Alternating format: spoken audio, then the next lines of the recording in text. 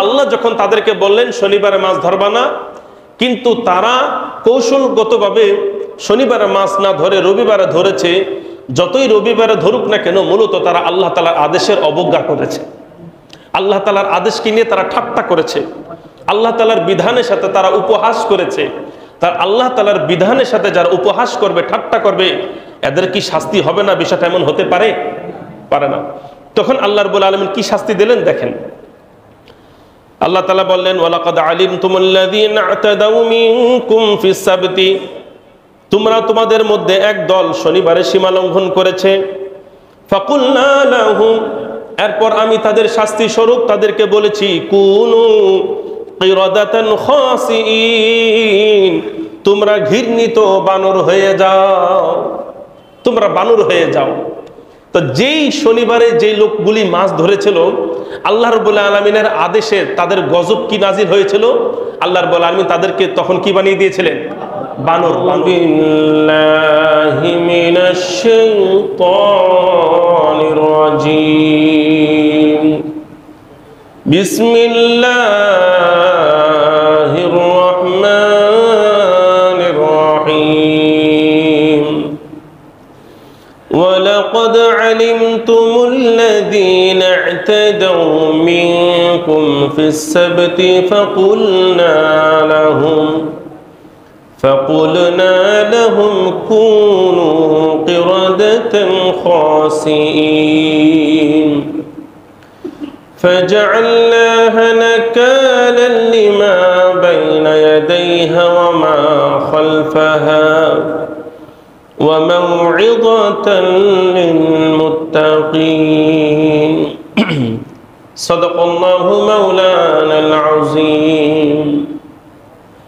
আলহামদুলিল্লাহ, আল্লাহ রাব্বুল আলামিনের দরবারে লক্ষ কোটি শুকরিয়া, যে মহান আল্লাহ তাবারক ওয়া তাআলা আমাদেরকে তার মহান হুকুম ঈশান নামাজ জামাতের সাথে আদায় করার তৌফিক দান করেছেন।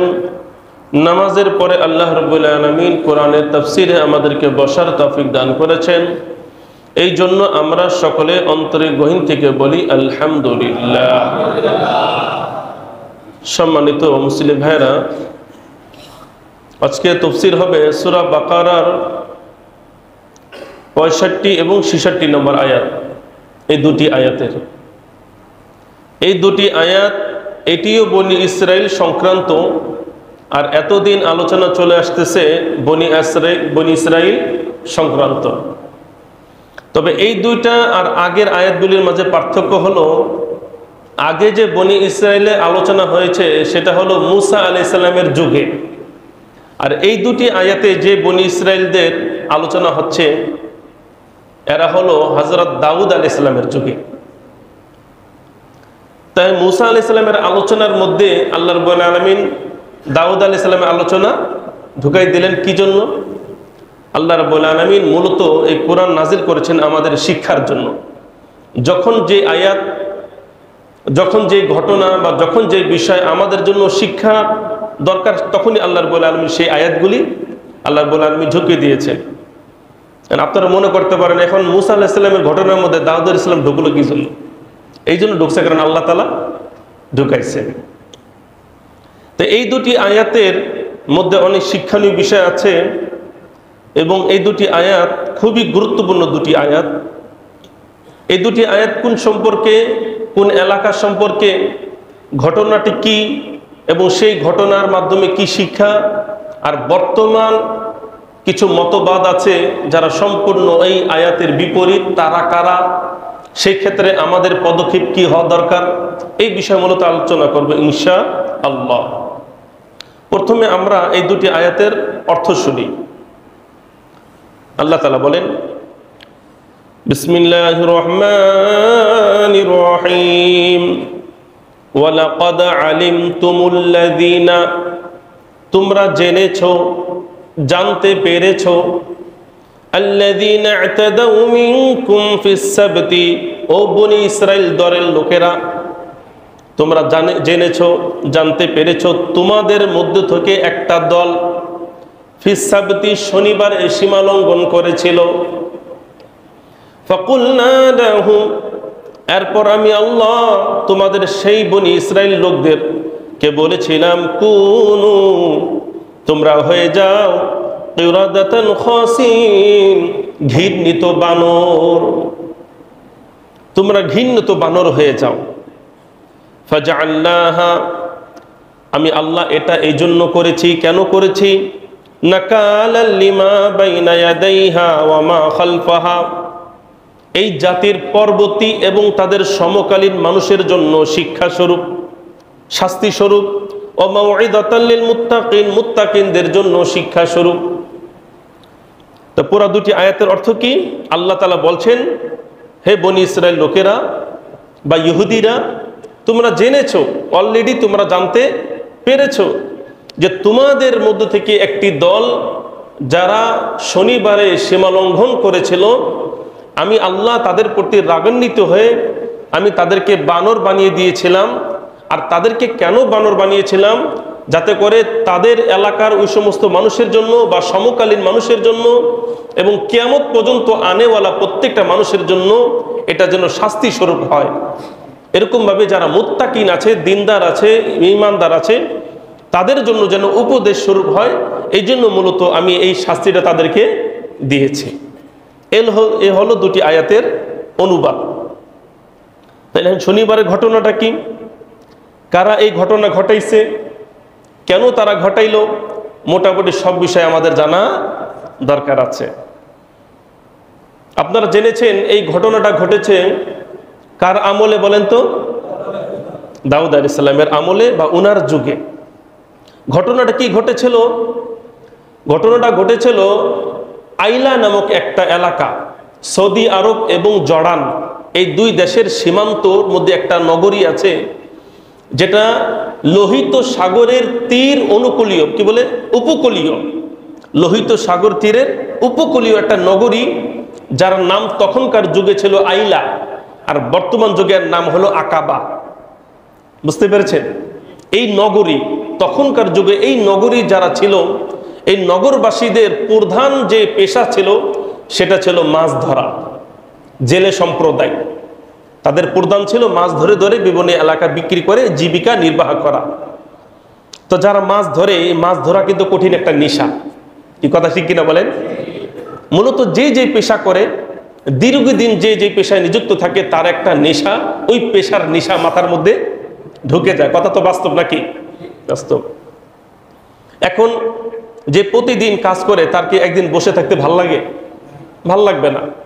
ছুটি যদি হয় ভিন্ন কথা, আপনার কাজের স্পৃহা আছে, এই মুহূর্তে কেউ ঘোষণা করে দিল যে আজকে কেউ কাজ করতে পারবে না, তখন কিন্তু কি লাগে? খারাপ লাগে।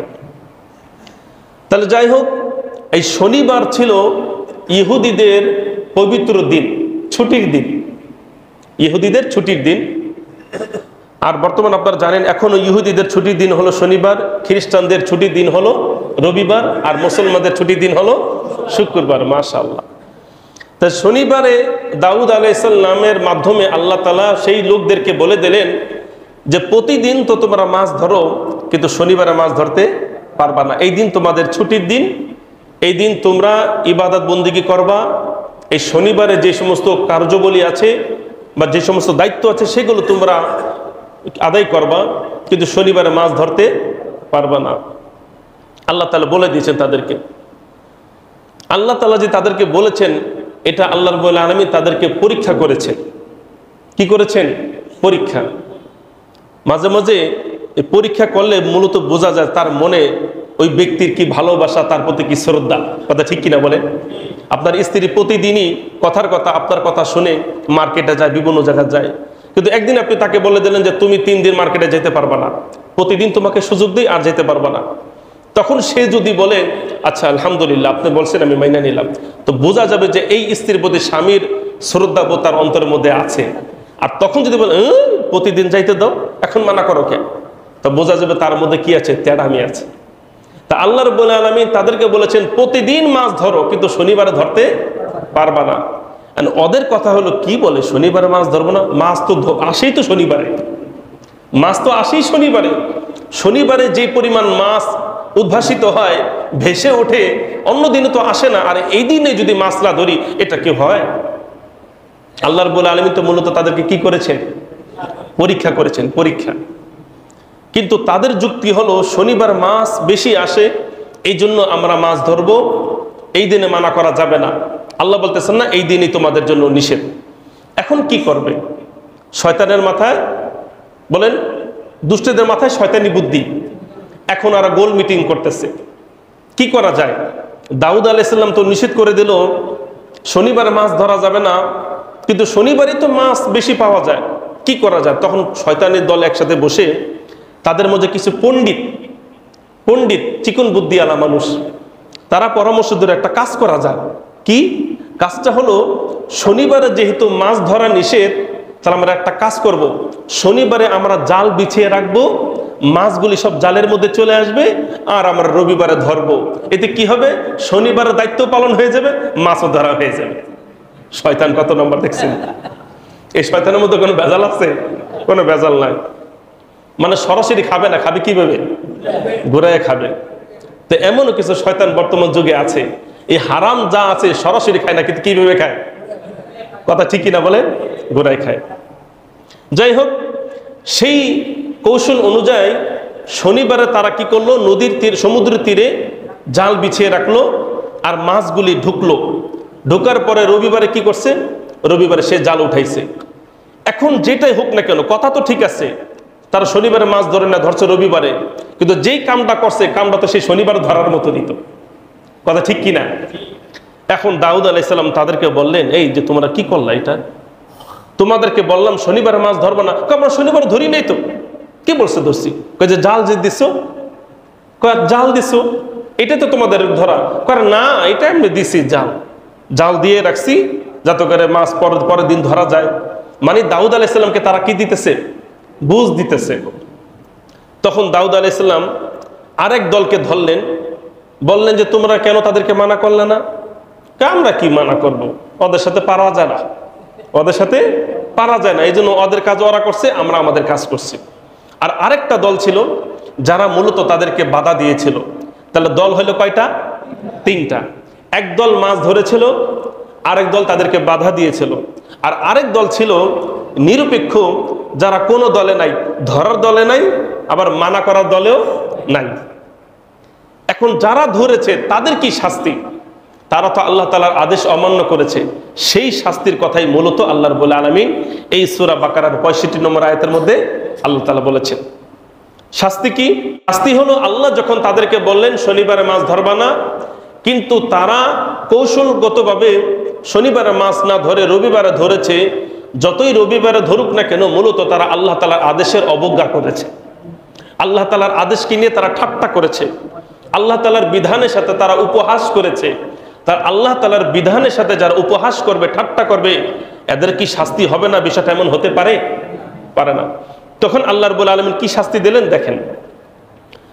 আল্লাহ তাআলা বললেন, ওয়ালাকাদ আলিমতুমুল্লাযীনা আ'তাদাউ মিনকুম ফিস সাবতি, তোমরা তোমাদের মধ্যে এক দল শনিবারে সীমা লঙ্ঘন করেছে। ফাকুলনা লাহুম, এরপর আমি তাদের শাস্তি স্বরূপ তাদেরকে বলেছি, কুনু কিরাদাতান খাসিইন, তোমরা ঘৃণিত বানর হয়ে যাও, তোমরা বানর হয়ে যাও। তো যেই শনিবারে যেই লোকগুলি মাছ ধরেছিল, আল্লাহ রাব্বুল আলামিনের আদেশে তাদের গজব কি নাজিল হয়েছিল? আল্লাহ রাব্বুল আলামিন তাদেরকে তখন কি বানিয়ে দিয়েছিলেন? বানর বানিয়ে দিয়েছিলেন। আর সূরা কুরতুবী 2 নম্বর খণ্ড 185 নম্বর পৃষ্ঠা এবং তাবারি 2 নম্বর খণ্ড 74 নম্বর পৃষ্ঠার মধ্যে আছে, যারা মাছ ধরেছিল তাদেরকে আল্লাহ রাব্বুল আলামিন বানর বানিয়েছিলেন। আর আরেকটা দল যারা ছিল, যাদেরকে তারা বাধা দিয়েছিল, তাদেরকে আল্লাহ রাব্বুল আলামিন মুক্তি দিয়েছিলেন। আর আরেকটা দল ছিল যারা এই অন্যায় দেখে প্রতিবাদ করে নাই, তাদেরকে আল্লাহ রাব্বুল আলামিন শুকুর বানিয়ে দিয়েছিলেন। নাউযুবিল্লাহি মিন যালিক। তাহলে এক দল হলো কি? বানর, আরেক দল শুকুর। তো শুকুর কারা? যারা বাধা দেয় নাই। বুঝলেন না ভাই কথা? বাধা দেয় নাই। এই যে আল্লাহ তাদেরকে বানর বানিয়ে দিলেন। এখন বানর বানানোর পরে আল্লাহ রাব্বুল আলামিন কি বলছেন? ফাজআলনাহা, আমি তাদেরকে কেন বানর বানিয়েছি? নাকালাল লিমা বাইনা ইয়াদাইহা ওয়া মা খালফাহা, তাদের সমকালীন মানুষের জন্য এবং পরবর্তী কিয়ামত পর্যন্ত মানুষের জন্য শাস্তি স্বরূপ। অর্থাৎ আমি আল্লাহর বিধান না মানলে আমি যে মারাত্মক শাস্তি দিতে পারি, এটা তোমরা সবাই মাথায় রাখবা। ওয়া মাউইদাতাল লিল মুত্তাকিন, যারা মুত্তাকিন আল্লাহওয়ালা দিনদার তাদের জন্য উপদেশ স্বরূপ। অর্থাৎ যারা দিনদার মানুষ তারা বুঝবে আল্লাহ তাআলার আদেশ নিয়ে কি করা যাবে না, ঠাট্টা করা যাবে না। এই আয়াতের ব্যাপারে কিছু কথা, লম্বা কথা শুরু হবে, সময় অল্প কিন্তু কথা কি লম্বা। এখানে আল্লাহ রাব্বুল আলামিন তাদেরকে বানর বানিয়ে দিয়েছিলেন। বানর তো বর্তমান যুগে বানর আছে না নাই? আছে। এখন তাদেরকে যে বানর বানিয়ে দিয়েছিলেন, এখন বর্তমান যুগে তো বানর, কিছু বানর আছে, বানর কিন্তু অনেক প্রজাতি। আপনারা ইন্টারনেটে সার্চ করে দেখবেন, বিভিন্ন ডিসকভারি চ্যানেল আছে, এরপর এনিমেল, আরও ধরনের জিওগ্রাফি চ্যানেল আছে। দেখবেন এখানে প্রাণীদেরকে দেখানো হয় আর বিভিন্ন প্রজাতির বানরদেরকে দেখানো হয়। এক জাতীয় বানর আছে যাদেরকে ইংরেজিতে বলে অ্যাপ, APE, কি বলে? অ্যাপ বলে। এই অ্যাপ বানরগুলির চেহারা দেখতে প্রায় মানুষের মতন, প্রায় কি বলে মানুষের মতন দেখতে। তো রাসূল পাক সাল্লাল্লাহু আলাইহি ওয়াসাল্লাম, মুসলিম শরীফের হাদিস, রাসূল পাক সাল্লাল্লাহু আলাইহি ওয়াসাল্লামকে সাহাবারা জিজ্ঞাসা করলেন, ইয়া রাসূলুল্লাহ, ওই যে দাউদ আলাইহিস সালামের যুগে আল্লাহ রাব্বুল আলামিন যাদেরকে বানর বানিয়েছিলেন, এই বর্তমান বানর কি ওই তাদের কি বংশধর, তাদের কি ছেলে সন্তান নাকি বংশধর? তখন রাসূল পাক সাল্লাল্লাহু আলাইহি ওয়াসাল্লাম বললেন, না, আল্লাহ রাব্বুল আলামিন যাদেরকে বানর বানিয়েছিলেন তারা মাত্র 3 দিন পর্যন্ত জীবিত ছিল। 3 দিন পর সব বানর কি হয়ে গিয়েছিল? মারা গিয়েছিল। সব বানর মারা গিয়েছিল। তাদের আর কোনো উত্তরসূরি কি বলে প্রজন্ম আর এই পর্যন্ত আসতে পারে নাই। আর বর্তমান যুগে যে বানরগুলি আমরা দেখতে পাচ্ছি, এইগুলো মূলত আল্লাহ তাআলার সৃষ্টির শুরু থেকে এরা বানর, এরা মানুষ থেকে কি নয়? ভালো করে বলেন, মানুষ থেকে বানর নয়। এখন বর্তমান যে বানর, এরা আল্লাহ তাআলার একটা সৃষ্টি, মানুষ একটা সৃষ্টি।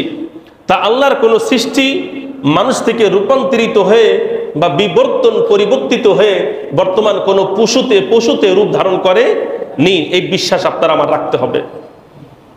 এই ঘটনা থেকে শিক্ষা কি আমাদের?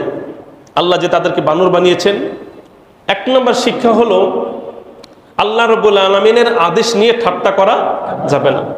প্রথমত আল্লাহ তাআলার আদেশ আপনি মানতে পারেন আর না পারেন সেটা ভিন্ন কথা। আপনি নামাজ পড়তে পারেন না বা পড়েন না, সেটা ভিন্ন কথা। আপনি রোজা রাখেন না, রাখতে পারেন না, ভিন্ন কথা। আপনি ইসলামী পোশাক, ইসলামী অবয়ব গঠন করতে পারেন না, এটা ভিন্ন কথা। কিন্তু নামাজ নিয়ে, রোজা নিয়ে, কোরআন নিয়ে, ইসলাম নিয়ে, হজ নিয়ে ঠাট্টা করা যাবে না।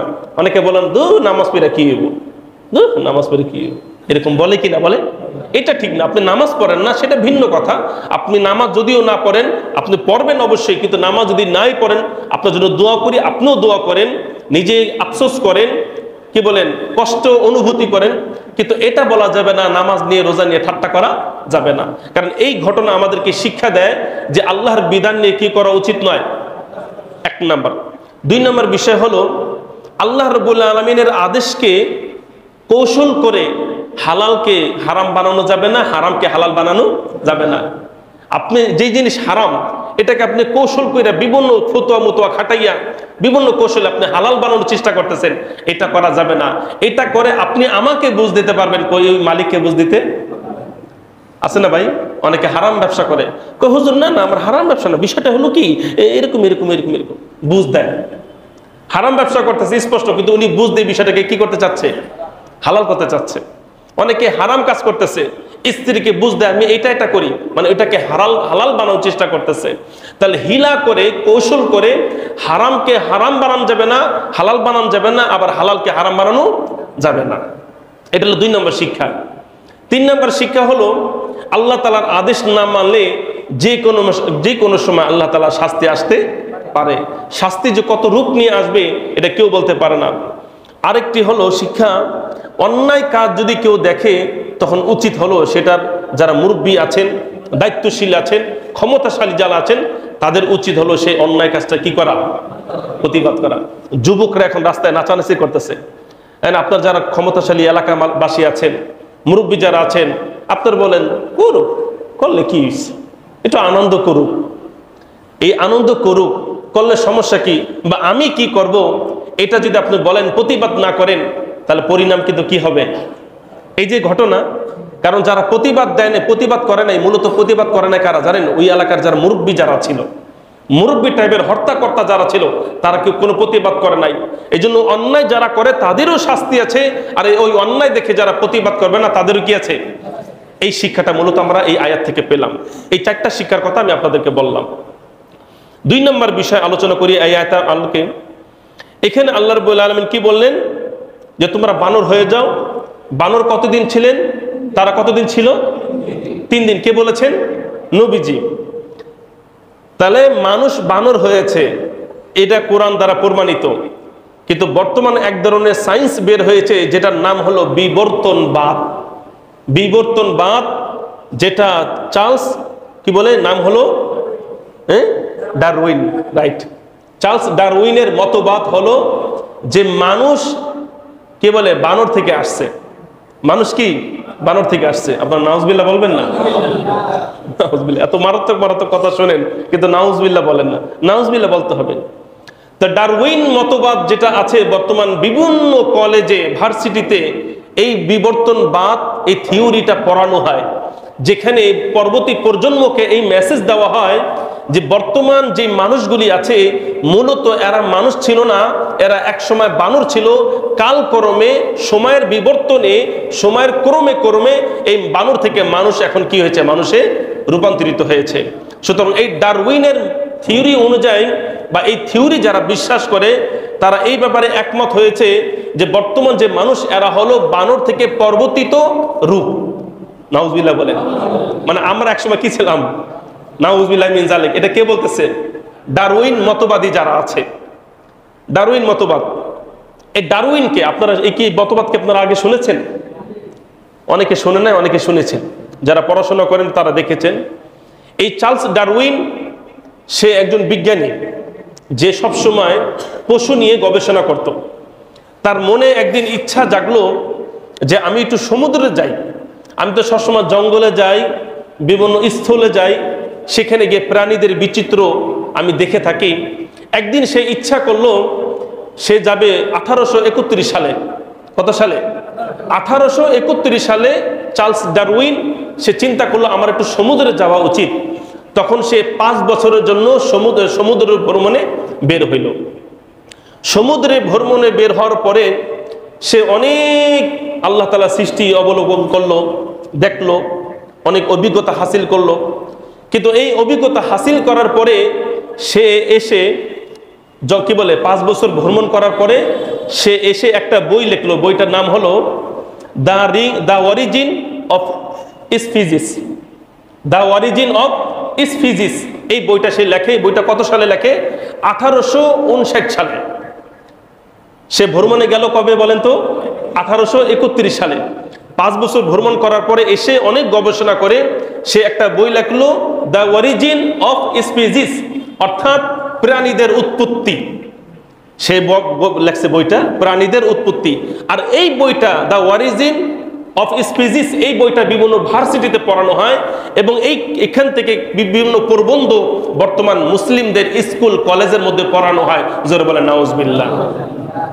অর্থাৎ মুসলমানদের প্রজন্মদের মাথায়, শিশুদের মাথায় এই ডারউইনের কুফরি মতবাদকে মাথার মধ্যে ঢুকিয়ে মানুষদেরকে ঈমান হারা করার পিছনে একদল লেগে গেছে। সেই বইটা লেখে। বইয়ের মধ্যে কি লেখে জানেন? বইয়ের মধ্যে বিভিন্ন ধরনের তার থিওরি সে সেখানে উপস্থাপন করে। এই যে ইন্টারনেটে যাচ্ছে ভিডিওটা, বইটার নাম মনে রাখি, দ্য অরিজিন অফ স্পিসিস, প্রাণীদের উৎপত্তি। এই বইটার মধ্যে সে যে মত, তার একটা অভিমত ব্যক্ত করে, সেটা হলো, সে বলে, ডারউইন বলে যে বর্তমান যত সৃষ্টি আছে সমস্ত সৃষ্টি এইগুলো হলো কে বলে কোষ থেকে উৎপত্তি হয়েছে। অর্থাৎ যত জীবন্ত বস্তু আছে এগুলো মূলত একসময় প্রাণী ছিল না, এগুলো বিভিন্ন কোষ ছিল, সেই কোষ থেকে আস্তে আস্তে প্রাণী হয়েছে, এবং এক একটা প্রাণী থেকে আরো বিভিন্ন ধরনের প্রাণী বের হয়েছে। জোরে বলে নাউজুবিল্লাহ। উদাহরণস্বরূপ বলতে গেলে এমনি বলা যায় যে প্রথমে এই যে গরু ছাগল যেগুলো ছিল, ধরেন এগুলো ছিল একটা কোষ। এই কোষ থেকে এরপর আস্তে আস্তে উট বের হয়েছে, এই উট থেকে আস্তে আস্তে গাধা বের হয়েছে, গাধা থেকে আস্তে আস্তে মহিষ বের হয়েছে, মহিষ থেকে আস্তে আস্তে পালাক্রমে ভেড়া বের হয়েছে, ছাগল বের হয়েছে। বিষয়টা বুঝতে পেরেছেন? উনি এটা বোঝাতে চাচ্ছেন। ওনার কথা হলো যত আছে, যত জীবন্ত বস্তু আছে এগুলো মূলত শুরু থেকে আসে নাই, এগুলো হলো সময়ের পালাক্রমে কাকতালীয় ভাবে এই জগতে অস্তিত্ব লাভ করেছে। অর্থাৎ এই প্রত্যেকটা প্রাণীর পিছনে কোনো স্রষ্টার হাত নাই, বরং এটা প্রাকৃতিকের খেলা। প্রাকৃতিকের খেলার মাধ্যমে এই প্রত্যেকটা জীবন্ত বস্তু সৃষ্টি হয়েছে, অস্তিত্ব লাভ করেছে। জোর বলে নাউজুবিল্লাহ। আর সে এটা বলে গেছে, আর এটা মানুষ এখন বিশ্বাস করতেছে। তার শোনেন, তার থিওরি হলো প্রত্যেকটা প্রাণী বলেন নিজে নিজে আসছে। এক কথায় প্রত্যেকটা প্রাণী, এই গরু, ছাগল, ভেড়া, দুম্বা যা আছে সব নিজে নিজে আসছে। এটা হলো তার থিওরি। আর কোরআন কি বলে এটাও তো জানা দরকার আছে নাকি? কোরআন কি বলে দেখেন। কারণ আমরা যদি এগুলো আপনাদেরকে ভাগনা করে দিই, এই যে বর্তমান প্রজন্ম যারা আছে, কলেজ ভার্সিটিতে যারা পড়ে, আমাদের প্রজন্ম যারা আছে, আপনারা কি চান তারা বেঈমান হয়ে মারা যাক? আপনি কি চান আপনার সন্তান ঈমান হারা হয়ে মারা যাক, আকীদাকে বিনষ্ট করে, কুফরি মতবাদ প্রকাশ করে বা লালন করে মারা যাক, কাফের হয়ে মারা যাক, জাহান্নামে যাক? এটা কি আপনি আমি কেউ চাই না। অথচ কত সূক্ষ্মভাবে ঠান্ডা মাথায় আপনার আমার সন্তানরা বিধর্মীদের এই সমস্ত বই পড়ে পড়ে তাদের থিওরি, চিন্তা, বিশ্বাসকে লালন করে চোখের সামনে আপনার আমার ঘরের জন্ম নেওয়া মুসলমান সন্তান আজকে কাফের হয়ে মারা যাচ্ছে। জোরে বলে নাউজুবিল্লাহ। কারণ এই ডারউইন লিখেছে যে প্রত্যেকটা জীবন্ত বস্তু নিজে নিজে আসছে। এই কথাটা যদি আপনি বিশ্বাস করেন, আচ্ছা ঈমান কি থাকবে? ঈমান থাকবে না। কেন থাকবে না? কোরআন কি বলে দেখেন। সূরা আম্বিয়ার 30 নম্বর আয়াতের মধ্যে আল্লাহ তাআলা প্রত্যেকটা সৃষ্টির পিছনে রহস্য কি আল্লাহ তাআলা বলতেছেন, ওয়াজআলনা মিনাল মাই কুল্লা শাইইন হাইয়্যিন। আমি আল্লাহ প্রত্যেকটা প্রাণীকে পানি থেকে সৃষ্টি করেছি। সুবহানাল্লাহ। তাহলে আমার প্রত্যেকটা প্রাণীর সৃষ্টির পিছনে হাত কার আছে? আল্লাহ তাআলার। আর কি দিয়ে সৃষ্টি করেছেন? পানি দিয়ে। তো সুতরাং কোন প্রাণী এই কোষ থেকে আসে নাই, নিজে নিজে সৃষ্টি হয় নাই, বরং এই সৃষ্টির পিছনে একজন স্রষ্টার আছে, আর তিনি হলেন আল্লাহ। আল্লাহ বলছেন ওয়াজআলনা মিনাল মাই, সমস্ত পানি থেকে, সমস্ত কি বলে, সমস্ত প্রাণীকে আমি সৃষ্টি করেছি পানি থেকে, হাইয়িন, জীবন্ত প্রাণী থেকে, আফালা ইউমিনুন, তারা কি বিশ্বাস করে না? আরেকটি আয়াত সূরা জুমারের 62 নম্বর আয়াতের মধ্যে আল্লাহ বলেন, আল্লাহু খালিকু কুল্লি শাইইন।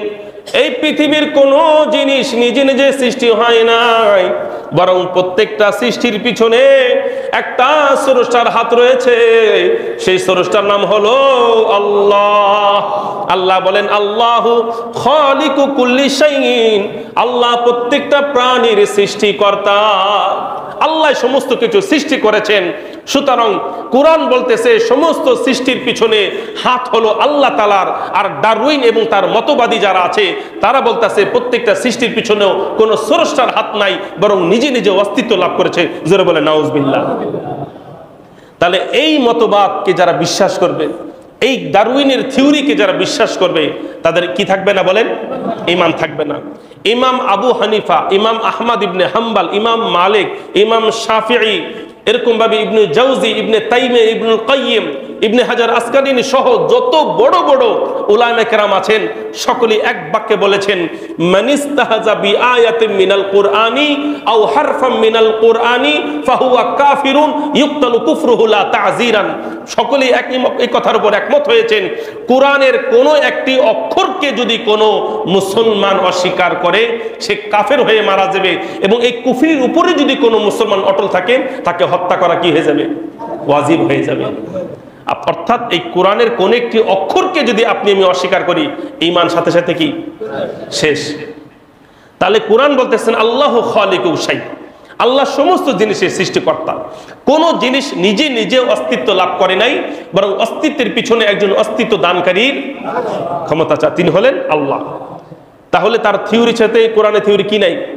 মিল নাই। 2 নাম্বার, ডারউইন কি বলে? ডারউইন বলে ওই যে বললাম দ্য অরিজিন অফ কি জানি স্পিসিস, এই বইয়ের মধ্যে সে লিখেছে কি সে লিখেছে যে মানুষ যেগুলো আছে এগুলো হলো ওই যে APFF, এই বানর থেকে মূলত অস্তিত্ব লাভ করেছে। তার মতে আপনি দেখবেন বিভিন্ন পোস্টারের মধ্যে বানর থেকে আস্তে আস্তে ধীরে ধীরে একটা মানুষ দাঁড়ায় রয়েছে। এই চিত্রটাকে আপনারা দেখছেন? বিভিন্ন পোস্টারে দেখবেন, নাহলে ইন্টারনেটে সার্চ করে দেখবেন।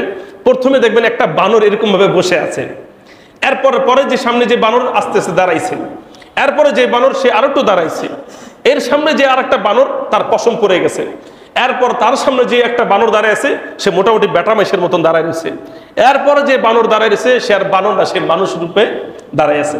তার মানে উনি এইভাবে বানরদের ধারাবাহিকতা দিয়ে বোঝাতে চাচ্ছেন এই যে মানুষ, সুস্থ সবল মানুষটা আগে কি ছিল?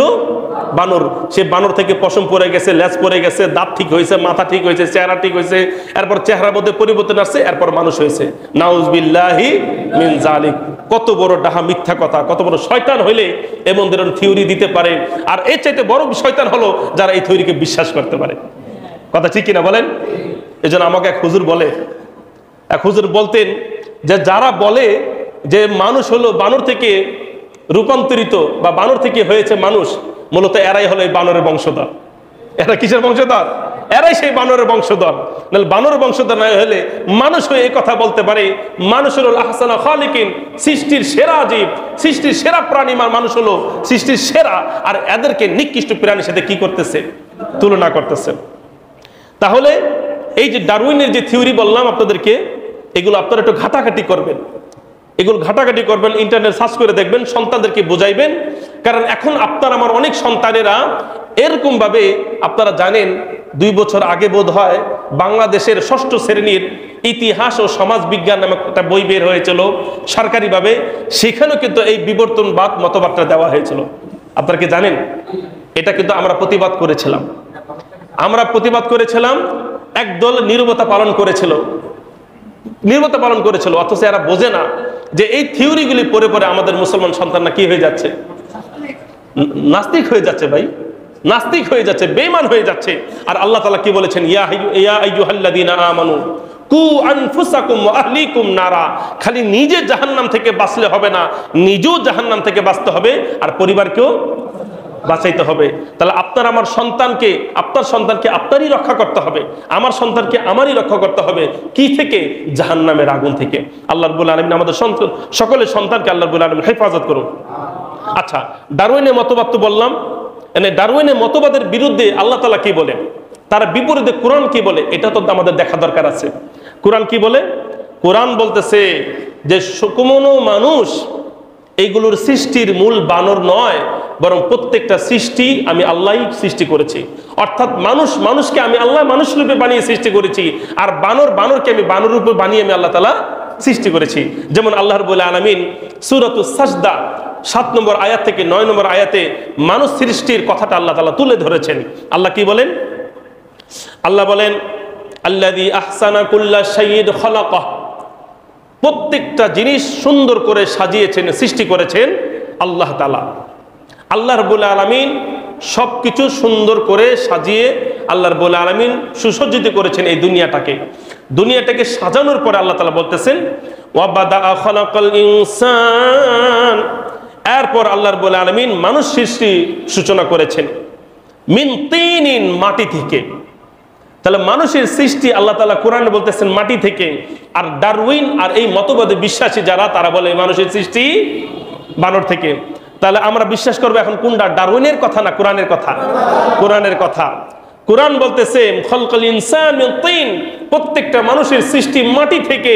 আল্লাহ রাব্বুল আলামিন সমস্ত মানুষকে সৃষ্টি করেছেন মাটি থেকে নয়, মানুষের সৃষ্টি মাটি থেকে। কথাটা আবার ভালো করে চিন্তা করেন। মানুষের সৃষ্টি, আপনার যদি বলেন প্রত্যেকটা মানুষকে সৃষ্টি করছে মাটি থেকে, তাহলে কিন্তু কথা ভুল হয়ে যায়। কথা কি হয়? ভুল। মানুষের সৃষ্টি মাটি থেকে, কিন্তু সমস্ত মানুষের সৃষ্টি মাটি থেকে নয়। এটা দলিল কোথায়? দেখেন কোরআনে আল্লাহ তাআলা কি বলেন। আল্লাহ বলেন ওয়া বাদা খালাকাল ইনসানি মিন তিন, মানুষের সৃষ্টি মাটি থেকে। সুম্মা জাআলা নাসলাহু মিন সুলালাতিম মিন মাইন মাহিন, কিন্তু এই মানুষের প্রজন্মকে আল্লাহ রাব্বুল আলামিন সৃষ্টি করেছেন তুচ্ছ পানি থেকে। তুচ্ছ পানি থেকে মানুষের সৃষ্টি যিনি, তিনি হলেন হযরত আদম আলাইহিস সালাম, ওনার সৃষ্টি মাটি থেকে। আর প্রত্যেকটা মানুষ যারা আছে তাদের সৃষ্টি কিন্তু মাটি থেকে নয়। আল্লাহ বলছেন সুম্মা জাআলা নাসলাহু, এরপর আমি তার প্রজন্মগুলিকে, তার উত্তরসূরিগুলিকে, অর্থাৎ আমি আদমকে বানিয়েছি মাটি থেকে, আর তার পরবর্তী প্রজন্ম যারা আছে এই প্রজন্মকে আমি আল্লাহ বানিয়েছি মিন সুলালাতি মিন মাইন মাহিন, তুচ্ছ পানির তরলতা থেকে, তুচ্ছ পানির নির্যাস থেকে। তাহলে এবার আপনারা বুঝতে পেরেছেন কথা। তাহলে মানুষের সৃষ্টি কি থেকে? মাটি থেকে। আর সমস্ত মানুষের সৃষ্টি আদম আলাইহিস সালামের পরে সমস্ত মানুষের সৃষ্টি পানি থেকে। ভাই বুঝতে পেরেছেন আমার কথা? নাকি আমার কথা এখনো বুঝতে পারেন নাই? হ্যাঁ, কেন সমস্ত মানুষকে আল্লাহ তাআলা মাটি থেকে সৃষ্টি করছেন? তাহলে তো আপনার প্রশ্নটা উত্তর ভুল হয়ে গেল। আপনি আমি কি মাটি থেকে সৃষ্টি নাকি? আল্লাহ রাব্বুল আলামিন আপনাকে আমাকে তুচ্ছ পানি থেকে সৃষ্টি করেছেন। এই তুচ্ছ পাইলাম কোথায়? এই মিম্মা ইম্মাহিন, অর্থাৎ মাহিন বলা হয় এমন জিনিসকে যার কোনো মূল্য নাই, যার কোনো মূল্য নাই। এখন আপনার আমার কি পরিমাণ মূল্য, মাশাআল্লাহ, আপনারও দাম, আমারও দাম, সবারই দাম। কিন্তু এই দামের মূল, আপনি আমি যে এক ফোঁটা পানি ছিলাম, ওই পানি নিয়ে যদি কেউ বাজারে উঠতো, কেউ কিনবে? বলেন ভাই, কেউ কিনবে না। তুচ্ছ, একেবারে অগ্রহণযোগ্য। তা আল্লাহর বলে আমি বলতেছেন মানুষের সৃষ্টি বানর থেকে নয়, বরং মানুষের সৃষ্টি যিনি আদম, তিনার সৃষ্টি হলো মাটি থেকে। আর এই আদমের যারা বংশধর আছে, প্রজন্ম আছে, এদের সৃষ্টি হলো তুচ্ছ পানি থেকে। সুতরাং আল্লাহ বলতেছেন মানুষের সৃষ্টি কই থেকে? আর ডারউইন মতবাদ বলতেছে মানুষের সৃষ্টি বানর থেকে। সুতরাং আমাদের গ্রহণ করতে হবে কোনটা? আল্লাহ তাআলার কথাকে। আর এই ডারউইনের কথা মানা যাবে না। এই গেল। এখন বিবর্তন, এই বিবর্তন আপনারা এতক্ষণ শুনতেছেন। এই বিবর্তন কাকে বলে? বিবর্তন বলা হয় একটা বস্তু এক অবস্থান থেকে কর্মে অন্য অবস্থানে চলে যাওয়া। একটা বস্তু কর্মে অন্য অবস্থানে চলে যাওয়া। যেমন দেখেন, বানর তার সৃষ্টি, তার জাতি আলাদা, আর মানুষের জাত আলাদা। তা সে বলতেছে এই বানর থেকে মানুষ ধীরে ধীরে মানুষ হয়েছে। সুতরাং কি হয়েছে? বিবর্তন হয়েছে। এবার আপনারা যদি কোনোদিন শুনে থাকেন বিবর্তন বিবর্তন, আশা করি বুঝতে পারবেন বিবর্তন বলতে কি বোঝানো যাচ্ছে। যে মানুষ ধীরে ধীরে এক অবস্থা থেকে আরেক অবস্থায় গিয়েছে। আর এই বিবর্তন বলতে কোরআন শরীফে কিছু নাই। কোরআন শরীফে ক্রম আছে, ক্রমে, কিন্তু কি নাই? বিবর্তন নাই। বিবর্তন একটা জিনিস, আর ক্রম বিকাশ একটা জিনিস।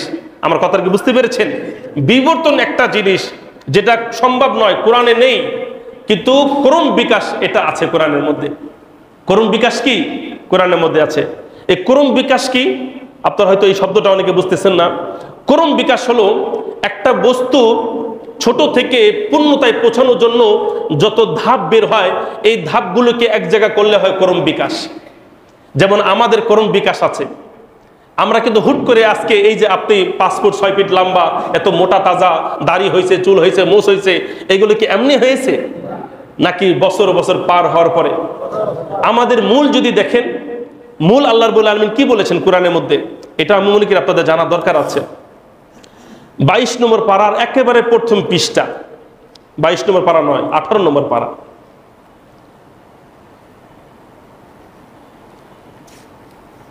দেখেন, মানুষের ক্রম বিকাশ বিভিন্ন থিওরিতে, বিভিন্ন সায়েন্সদের থিওরিতে আপনারা দেখবেন মানুষের যে সমস্ত ক্রম বিকাশ দেওয়া হয়েছে, কিছুটা সত্য, কিছুটা মিথ্যা, কিছুটা সত্য, কিছুটা মিথ্যা। আপনাদেরকে আমি আরেকটা মেসেজ দেই আজকের আলোচনায়, সেটা হলো বিজ্ঞানীদের যে সমস্ত চিন্তাধারা আছে, যেগুলো তাদের তত্ত্ব, যেগুলোকে ইংরেজিতে বলা হয় থিওরি, এইগুলো মানবেন কি মানবেন না, এই ব্যাপারে আমি আপনাদেরকে সংক্ষেপে কি উত্তর দেব? দেই। বিজ্ঞানীদের পরিবেশিত যে সমস্ত তথ্য আছে, অর্থাৎ বিজ্ঞানীরা যে সমস্ত তথ্য উপস্থাপন করে, সেগুলো যদি কোরআন হাদিসের সাথে মিল হয়, তাহলে তাদের থিওরি মানতে আমাদের কি নাই, কোনো। আপনি কিছু মূলনীতি মনে রাখলে আর সমস্যা হবে না। বিজ্ঞানীদের যে সমস্ত থিওরি কোরআন হাদিসের সাথে অনুকূল বা মিল আছে, এটা বিশ্বাস করতে আমাদের কি নাই, কোনো সমস্যা নাই, কোনো বাধা নাই। আর বিজ্ঞানীদের কোনো থিওরি বা তাদের কোনো চিন্তাধারা বা তাদের তত্ত্ব যদি কোরআন হাদিসের বিপরীত হয়ে থাকে, তাহলে সেটা আমাদের জন্য মানা জায়েজ নাই, সেটা মানা জায়েজ নাই। এখন আপনারা প্রশ্ন করবেন এই কথা শোনার পর, হুজুর তাহলে বিজ্ঞানীদের তো অনেক উক্তি আছে বা তাদের তত্ত্ব আছে, যেগুলোর ব্যাপারে কোরআন শরীফ এখন পর্যন্ত কি নীরব, কোরআন কিছু বলে নাই, সেই ব্যাপারে কি মতামত? সেই ব্যাপারে মতামত হলো, যদি তাদের থিওরি চিন্তা দ্বারা বাস্তবে প্রমাণিত হয় তখন বিশ্বাস করা যাবে, বাস্তবে যদি প্রমাণিত না হয় ততক্ষণ পর্যন্ত বিশ্বাস করা যাবে না। তাহলে তিনটা কথা আমি বললাম। এক নম্বর কথা হলো, বিজ্ঞানীদের পরিবেশিত তথ্য এগুলো যদি কোরআন হাদিসের অনুকূল হয় বিশ্বাস করতে কোনো বাধা নাই। তার মানে বিজ্ঞানীদের কথা যে শোনা যাবে না, মানা যাবে না, বিষয়টা এমন না। এরকম ভাবে বিজ্ঞানীদের পরিবেশিত তথ্য যদি কোরআন হাদিসের একেবারে বিপরীত হয়, কোরআন বলতেছে এইটা আর তাদের থিওরি বলতেছে কি আরেকটা, এই ক্ষেত্রে মানা যাবে না, মানা যাবে না। আরেকটা হলো যে কোরআন হাদিস কিছুই বলে নাই কিন্তু বিজ্ঞানীদের থিওরি আছে, সেক্ষেত্রে পরিচিতভাবে বাস্তবায়ন না হওয়া পর্যন্ত এটা বিশ্বাস করা যাবে না, আবার সন্দেহ করা যাবে না, অমান্য করা যাবে না। এটা আপনাদেরকে একটা কি বলে একটা মাসালা বলে দিলাম। এবার আসেন মানুষের ক্রম বিকাশ। আপনাদেরকে আগে বলি, কোরআনে বিবর্তন বলতে কি কিছু নাই, আছে কি ক্রম বিকাশ। এটা মনে রাখেন, ক্রম বিকাশ, মানুষের ক্রম বিকাশ এটা কোথায় পাবেন? কোরআন শরীফের এক জায়গায় স্পষ্ট পাবেন, সেটা হলো 18 নম্বর পারার সূরাতুল মুমিনুনের একেবারে কোথা থেকে 12 নম্বর আয়াত থেকে একেবারে 14 নম্বর আয়াত পর্যন্ত। একেবারে আপনার আমি যে সৃষ্টি হয়েছি এটা একেবারে শুরু থেকে শেষ পর্যন্ত আল্লাহ রাব্বুল আলামিন 12 থেকে 14 নম্বর আয়াত। তাহলে কয় আয়াত হইল? 13 এবং 14 কয় আয়াত? 2 আয়াত। এটা আপনার সারা জীবন মনে রাখবেন। মানুষের ক্রম বিকাশ আল্লাহ রাব্বুল আলামিন সংক্ষিপ্ত আকারে কোথায় দিয়েছেন? আল্লাহ তাআলা দিয়েছেন 18 নম্বর পারার সূরাতুল মুমিনুনের 12 নম্বর আয়াত থেকে 14 নম্বর আয়াত পর্যন্ত মানুষের ক্রম বিকাশের কথা বলেছেন। মানুষের ক্রম বিকাশ কি এবার ভালো করে শোনেন। আল্লাহ তাআলা বলতেছেন, ওয়ালাকাদ খালাকনাল ইনসানা, আমি মানুষকে সৃষ্টি করেছি, মিন সুলালাতিন মিন তিন, মাটির নির্যাস থেকে, সুম্মা জাআলনাহু নুতফাতান, এরপর আমি এটাকে ক্রমে বানিয়েছি এক ফোঁটা বীর্য, এক ফোঁটা বীর্য, যেটাকে শুক্রাণু বলা হয় নাকি? শুক্রাণু বীর্য একই জিনিস।